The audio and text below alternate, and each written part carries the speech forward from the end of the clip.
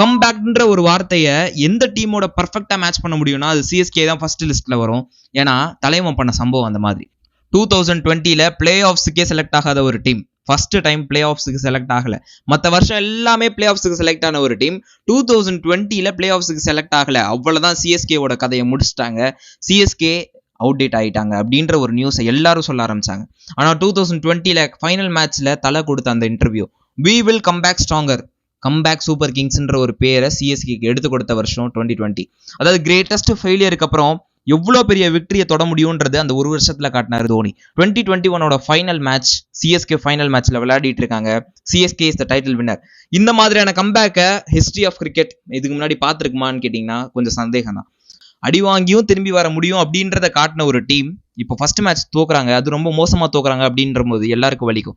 So இந்த first மேட்சை வச்சு மட்டும் சிஎஸ்கேவோட பர்ஃபார்மன்ஸை டிட்டர்மைன் பண்ணிட முடியுமானா சுத்தமா இல்லை. ஏன்னா நிறைய பிளேயர்ஸ் வர வேண்டியது இருக்கு. Let's come back stronger, Chennai Super Kings come back stronger. இந்த மாதிரியான வீடியோஸ் உங்களுக்கு பிடிச்சிருந்துச்சுன்னா வாய்ஸ் ஆஃப் சுஜித்தை ஒரு சப்ஸ்கிரைப் பண்ணி வச்சுக்கோங்க. தேங்க்யூ.